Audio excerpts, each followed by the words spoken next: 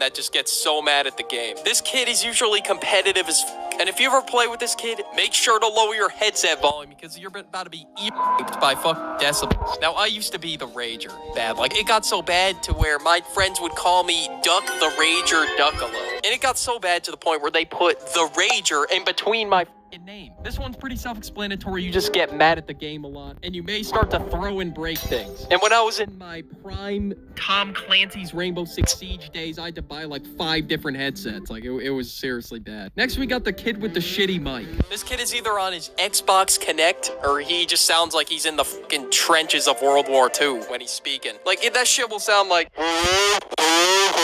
I apologize in advance for any ear damage, but that's literally how it sounds. Like, they'll literally put their lips in front of the mic like they're sucking it off or something. Then some kids will literally eat their fucking mic, and then there'll be a whole ass windstorm coming in via their voice. This episode is brought to you by Reese's Peanut Butter Cups.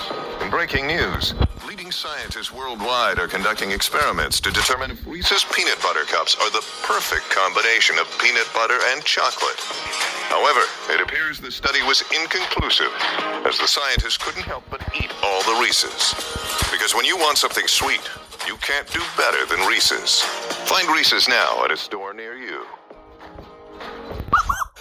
And then you could just hear them breathing down the mic. Like, holy shit, it was so hard to concentrate with this kid in the party. Or he has an insanely bad echo. Next, we gotta talk about the kid with the bad aim. Or the potato aim. I don't know what y'all call it. But it was me in specific when I hopped on the game. I would always have horrible aim. Like, I would always shoot at Johnson level. Like, it would never be like around the head area. I wouldn't really get much headshots. And no matter what game it was, like Fortnite, Call of Duty, Roblox, Minecraft, no matter what I tried, I just had potato aim. Next up, we got the gamer girl / e-girl. Now, if you fall under this type and you join the party and it's full of guys, they're gonna be freaking out that you're a gamer girl, bro. I'm telling you. Yo, we got a gamer girl, bro. Oh my goodness, hello, madam. How are you doing on this evening? Oh, good heavens, it's a gamer girl. You may get that reaction if you hop in game chat or join a party or something like that. It's gotta happen at least most of the time. There's no way. Next up, we got the toxic kid. This kid will talk so much shit, even though he's ass at the game. He just does it to play mind games with you, try and get in your head. Or if you're on the same team as the toxic kid, he'll get really mad at you for no reason. He'll just pin the blame on you for the loss. And sometimes it just goes past rah-rah shit talk with this kid. He gets hella personal sometimes. And this dude is like never optimistic whatsoever. He's just another one that gets really mad. Next. If you're an athlete, you know the greatest motivator of all is the fear of letting your teammates down. After all, a team is only as good as its weakest link. So you owe it to those wearing the same jersey as you to be your best every time you step on the field. That's why there's no vape in team. When you vape, you can expose your lungs to toxic chemicals that can damage your lungs. If you're a step behind, the team's a step behind. Brought to you by The Real Cost and the FDA. We gotta talk about the backseat gamer. You, genuinely you. I'm trying to clutch up here. I don't need you in my ear. Go left, go right. Like, this dude will constantly just direct you, acting like he's the one playing. Like, bro, you are not the one playing. Let me cook. Like, it's different if he's, like, coaching you or if he's coaching you. But this kid is just usually just tells you what to do. And he's, like, annoying as about it. Like, this kid thinks he's the best at the game, even though damn well we all know he's not if he's dead and you're still alive. Then we got the kid with the bad Wi-Fi or the lag. You would think this kid's posted up playing at a McDonald's. Alright, and he's connected to their free Wi-Fi. The way his Wi-Fi is always lagging, or he can never connect to the game, or you always see him like stuttering in the lobby. His mic goes like, hey, what the bomb? He'll just cut out and then speed the up. Or you'll just straight up crash off the game, bro. The dog will just leave. Wait, what happened to John? That's right, his Wi-Fi's ass. We didn't have to say anything. We all collectively knew as a group why John left the party. And then John would just rejoin like...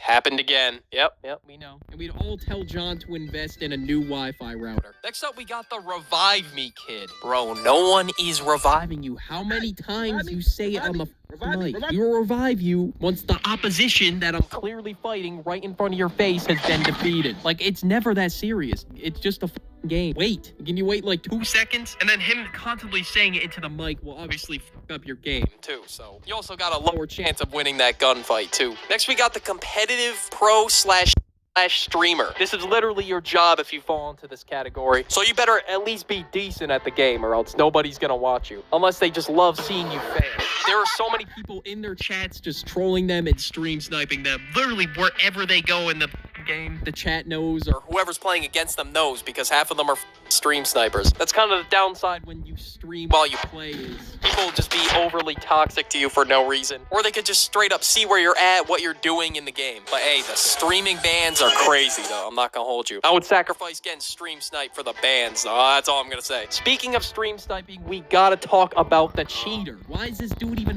exist, bro? Like, this dude needs to be sent to the gulag. Like, banish this motherfucker, please. Like, every time I hopped on Rainbow Six Siege, there was always this one kid with mouse and keyboard on, even though we were all on console. And we would run into these Zim adapter kids everywhere. Fortnite, Call of Duty, Rainbow Six Siege. It's just everywhere. And the cheaters just make the game frustrating for others. So I don't know what the they're doing. But if you're actually on PC, it's even worse. I'm sure there's like mods so you can see where players are at and stuff like that. I don't know. It's really bad.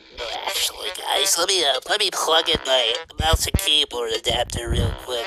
Like, there are 0 hoes in your facility, buddy. 0 bitches. None. So destroy your Zim or whatever the hell it's called. If you do this on console, I promise you there will be 0 girls in your household. And speaking of girl Helen, we got the no life. This dude's on the game like 20 hours a day, dude. Like, this kid does not save any room for self-care or any other activities. The game is consuming him. And so most of the time, these kids are kind of mid for all the hours they're putting in because obviously their brain is probably looks green and fried at this point because of how much screen time they're putting in. Like, their brain is definitely 100% rotted. They don't even know what self-care is. They haven't hopped in a goddamn shower in weeks. They probably shower once a week or some shit. This game is their life, or whatever game it is that they know life. One example is that one guy from South Park in that one episode where all the South Park boys are nerdy gamers and they were trying to defeat that one guy. That was the no life. And he would just destroy them all just because he was such a high level at the game. Next, we gotta talk about the Squeaker. Anytime they hop into a toxic Call of Duty lobby, they're getting flamed. Now, I've only been into game chat one time when I was a Squeaker. This was the funniest shit ever. I accidentally had my mic on and I was